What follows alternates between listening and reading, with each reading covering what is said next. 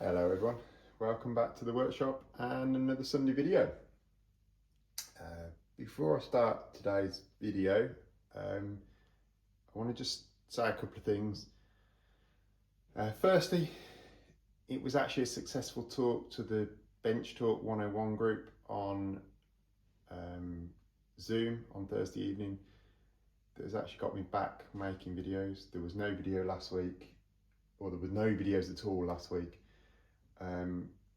Because I have actually deleted all my old stock of videos because I am at the point where I don't want to keep making videos. Clearly nobody's enjoying them because, you know, the number of comments I'm getting, the audio's wrong, the audio's this, the audio's that. It really has got to the point where I actually do not want to continue making videos.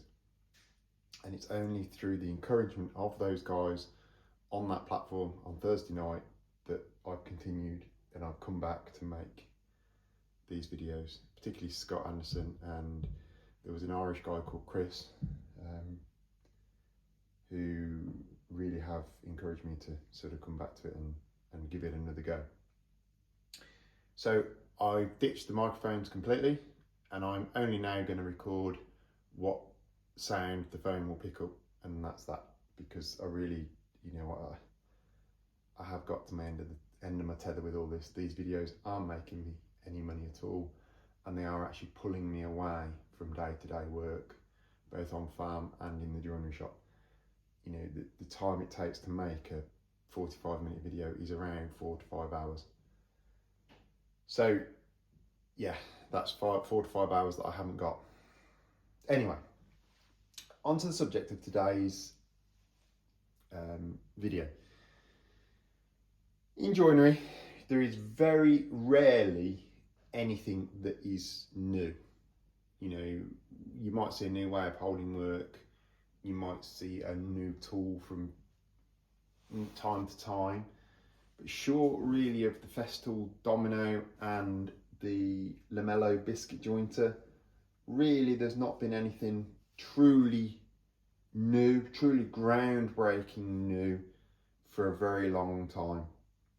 Yes, machines change slightly with health and safety regulations, tooling changes, again through health and safety and through better development of better cutter blocks, better holding methods and that sort of thing.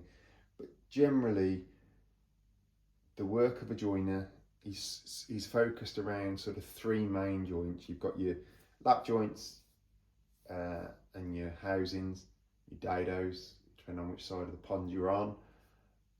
You've got your dovetails and you've got your mortise and tenons, and you may have then a combination of, you may have a half lap dovetail, you may have a, you know, a single dovetail that's sort of housed.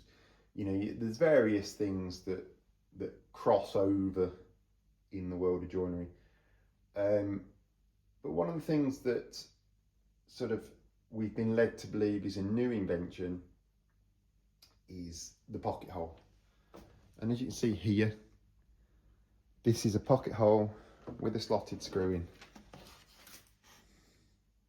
Now this is a piece of work that's supposedly come from around 1870. And as you see, there's pocket holes with slotted screws in. Another one there. Oh, get it in camera. There's another one there, and there's also another one at this end. Okay. So when Craig came up with their jig, I don't know, 30 years ago, 40 years ago, whatever it was, and they came up with their jig with the special shaped drill bit in it that would drill pocket holes for very small, very weedy screws. It was sort of taken to, oh yeah, wonderful, wonderful, wonderful. And, you know, we often hear derogatory things about pocket hole joinery, and that's because it's become a sort of fix-all for a lot of things and people are using it in places they shouldn't. But actually for a piece like this, so there's an oak outer rail that's got spacers on it to make it up into a bigger looking, chunkier looking rail. And then this piece of pine here is actually holding the carcass together. So I suspect it was a pine carcass with an oak outer trim. Obviously this is a piece of furniture that somebody's taken to pieces and they've given me the remnants of the oak. And I just saw these pocket holes and thought, you know what? That's an excellent subject for a video. So how were they done? Well, I'm certain, because you can see in this one, you can see tooling marks. I'm certain they've been cut with a carpenter or a joiner's gouge, an out canal gouge like that. And we're going to look at that now. So I've just marked on a simple pencil line here onto the workpiece.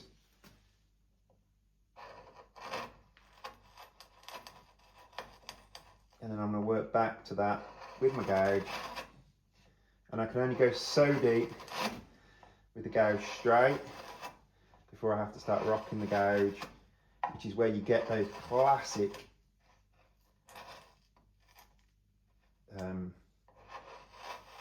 lines in the side wall of the pocket that we just looked at. I will move the camera around in a second so you guys can see a bit better. But there's an initial pocket cut with the gouge. So if we put that back in the vise, and if we move the camera, if we take the smaller gouge, and we're looking to, and with the smaller gouge, look, I'm tearing fibres up. So I'm having to come out to the side quicker, and you won't get quite such a deep cut of a pocket. Okay, so if we start again with the big gouge, which is what I think they used.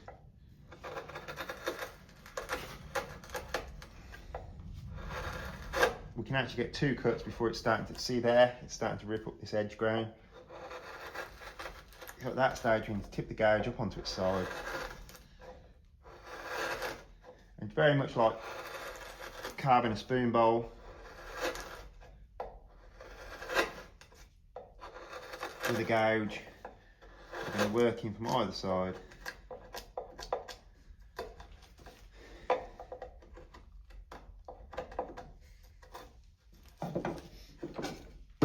And that gets us our pockets. So you see there with the narrower gouge, it's nearly impossible to get a deep pocket like these two. But you'd now come in here with your drill and drill a hole, put your slotted screw in, just like that. So we'll have a look at one more with the, so I've got here, this is an invention gouge. Now obviously this has been in somebody's carving set. At some point the handle's split. It is an invention. It's a lovely gouge. So with this invention, it's a lot more, because the canal is deeper, it's a lot more difficult to control the forward thrust motion, because it tries to skate over the top. So you see what I've just done, I've just put a slightly downward cut in to give me a stop to work to.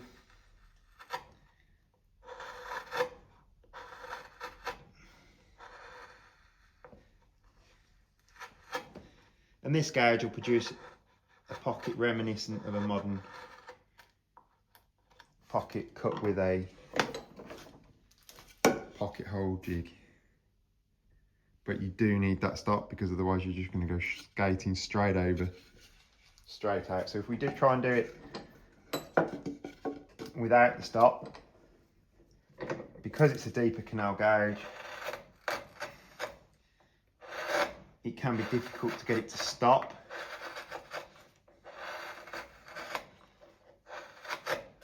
And that one's okay, but you can end up going too far forwards. So you have to just be a bit careful that you've got your stop in.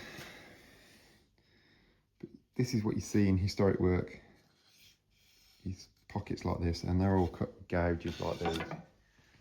Okay, these are all pretty much all Sheffield steel gouges. Parsons. I'm not sure who the maker on this one is, so you can only just about see the Sheffield mark, because actually this has been rubbed off at some point in its life. But that, guys, is how you then produce pocket holes like that and like that without a jig. And you can see there's variance in all of them, just like there's variance in mine, because they've all been cut probably with the same gouge by the same maker, but they're all cut individually without a jig. So just like you get a bit of variance there, you're going to get a bit of variance. Same gouge was used for both of those. So that's it for today's video, guys. Thank you all so much for watching. I am going to make a playing video for midweek. Another my favourite planes video.